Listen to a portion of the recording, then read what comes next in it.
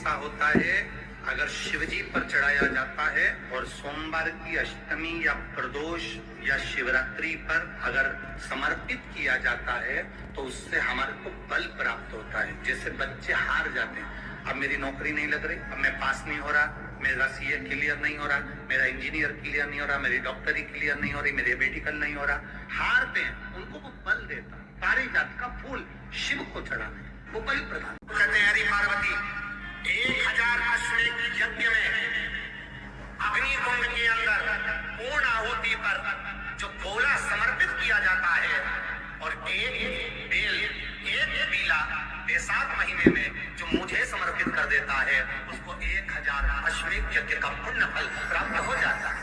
स्कंद पुराण में लिखा हुआ है कि जो बेल बैसाख के महीने में शंकर को चढ़ाया जाता है वो बेल का फल उठाकर रख लिया जाता है।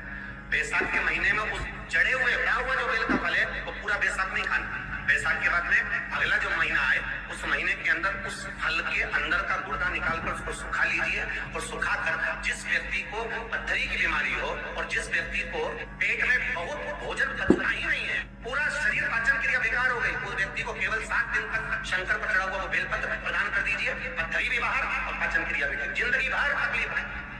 आपका कोई काम अटक रहा है, कोई काम नहीं हो रहा, बहुत परेशान हो गए, बहुत थक गए उस काम के लिए, सबके हाथ भी जोड़ लिए, सबके पास होकर आ गए और वो काम बढ़ ही नहीं रहा, तो निवेदन करते हैं घी के दिए में काली तिल डालकर सोमवार के दिन। और मेरी जीजियों, मेरे जीजाओं, मेरी बेटियों, बेटाओं, मेरी माताओं, मैं आप सबसे निवेदन करूं, रोज प्रतिदिन ऐसा कोई दिन नहीं जाना चाहिए जिस दिन आप शंकर जी को जल ना चढ़ा।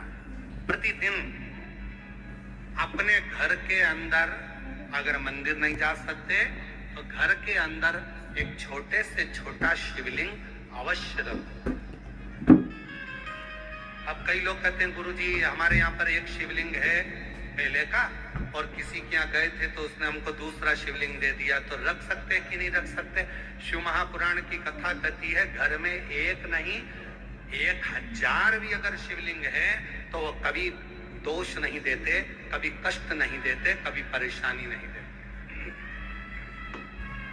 और फिर कोई कहता है गुरुजी हमारे घर में जो शिवलिंग है वो बीच में से खंडित हो गया, टूट गया, शिवलिंग टूट गया गुरुजी, उसका कोई दोष लगेगा क्या?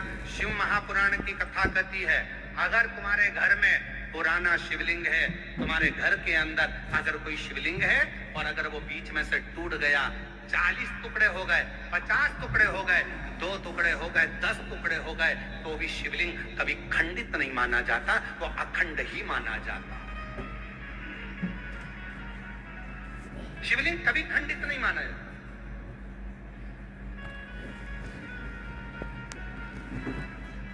शास्त्रेश्वर हजारों टुकड़े होने पर भी शंकर भगवान का शिवलिंग कभी खंडित नहीं, कभी खंडित। और कितना सुंदर कहा, तुमने पार्थिव लिंग का निर्माण करा। अब पार्थिव लिंग काय का बनाते हो? मिट्टी का बनाते हो, बालू रेत का बनाते हो। मान लो आप लोगों ने पार्थिव लिंग का निर्माण करा और पूजन करते करते ब्राह्मण देवता पूजन करा रहे हैं, आपने जल चढ़ाया, जल चढ़ाते से ही वो मालूम पड़ा शिवलिंग पार्थिव लिंग का निर्माण करा, वो पार्थिव लिंग थोड़ा सा खंडित हो गया, पार्थिव लिंग कहीं बीच में से टूट गया, कहीं कुछ हो गया या गलकर उस पानी में गलता गया। आपके मन में आया कि बताओ मैंने पार्थिव लिंग का निर्माण करा था और वो पानी में गल गया, टूट गया, खंडित हो गया, ऐसा हो गया वैसा, ना ना ना ना। ब्राह्मण देवता पूजन करा रहे हैं, आपने पार्थिव लिंग का निर्माण करा है, पार्थिव लिंग की पूजन चालू कर दी और पूजन चालू करने के बाद में अगर आप उस पर पानी चढ़ा रहे हैं, जल चढ़ा रहे हैं और वो पार्थिव लिंग अगर आपका थोड़ा बहुत भी खंडित हो रहा है, गल रहा है, जल में जा रहा है या उसका रंग जा रहा है या इधर से जहां से जल चढ़ा रहे थे वहां से पूरा धुलते चले जा रहा है, तो ये मत सोचना कि वो खंडित हो गया। नहीं, पार्थिव लिंग का मतलब होता है कि मिट्टी के छोटे छोटे कण, बालू रेत के छोटे छोटे कण एक जगह पर एकत्रित कर लिए और उस पर आपने जल चढ़ाना चालू करा। पार्थिव लिंग का मतलब होता है कि एक शिवलिंग की पूजन नहीं, पार्थिव लिंग का मतलब होता है उस लिंग को बनाने के लिए जितनी मिट्टी लगी, उस मिट्टी में जितने जितने कण थे, जितने छोटे छोटे कण थे, वो सब एक जगह पर इकट्ठे हो गए। तो हमको केवल एक पार्थिव लिंग पूजन का फल नहीं, हजारों पार्थिव लिंग पूजन का फल एक साथ प्राप्त हो जाता है। उसकी खंडिता नहीं, वो खंडित नहीं हुआ है, वो टूटा नहीं है, उसमें खंडितता नहीं आई।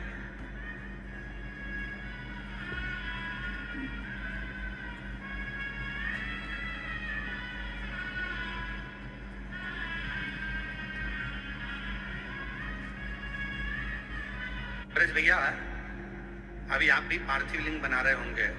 ब्राह्मण लोग जब शिव पुराण चलती है तो पार्थिव लिंग का निर्माण किया जाता है। आप भी रोज पार्थिव की पूजन कर रहे होंगे, तो कई बार आपके मन में भी ये भाव आता होगा कि हम जल चढ़ा रहे हैं, जल चढ़ाते चढ़ाते मालूम पड़े मिट्टी का शिवलिंग है या बालू का शिवलिंग है, वो गल रहा है या जा रहा है या उसमें कण अलग हो रहे हैं। तो तभी शिव महापुराण की कथा कहती है, पार्थिव लिंग का निर्माण होने के बाद जब हम भगवान शंकर की स्तुति करना प्रारंभ कर देते हैं, आराधना करना प्रारंभ कर देते हैं, उसका जब पूजन करना प्रारंभ कर देते हैं, फिर उस पे जल चढ़ाने पर अगर वो अलग अलग टुकड़ों में भी हो जाता है तो भी वो खंडित नहीं माना जाता। पार्थिव तो पार्थिव पूजन के महत्व को ही रखता है। पार्थिव किसने देखी है टीवी पर, रखो। रामायण किस किसने पढ़ी है, रामायण किस किसने सुनी है, राम कथा किस किसने सुनी है, सबने सुनी है।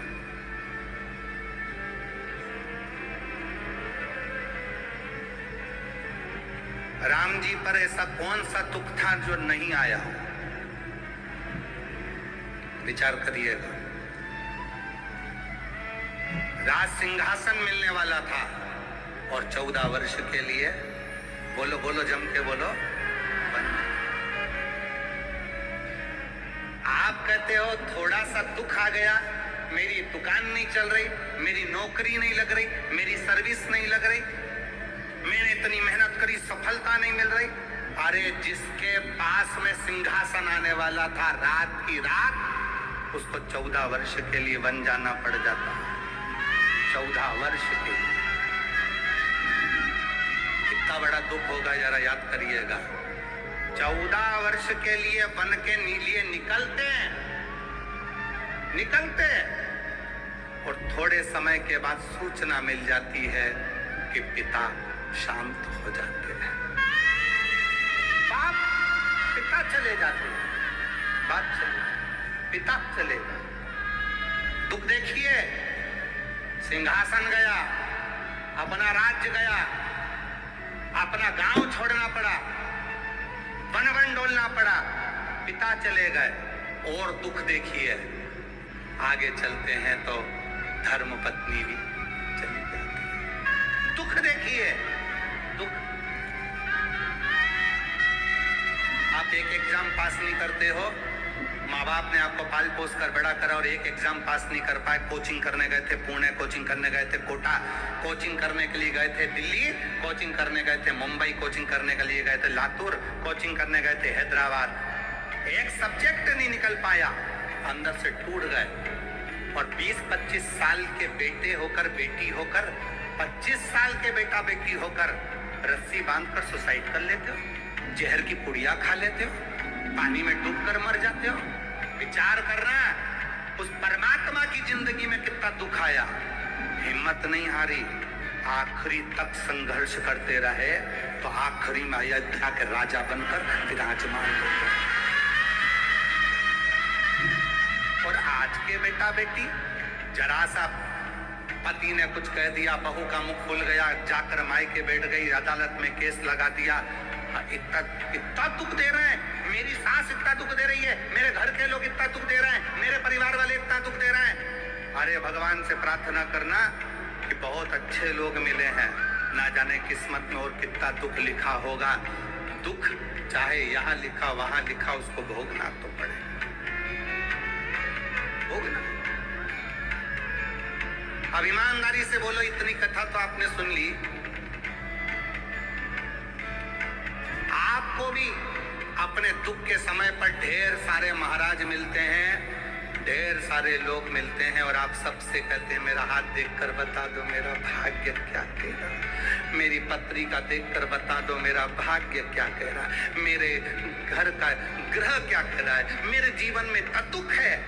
तुमसे ज्यादा राम जी को मिले थे गुरु विश्वामित्र जैसे, वाल्मीकि जैसे, गुरु बाबा, ढेर सारे आंत्री जैसे बड़े बड़े तपस्वी गुरु मिले थे। राम जी ने एक से भी नहीं कहा कि मेरा हाथ देखकर बताना, कि मेरी किस्मत देखकर बताना।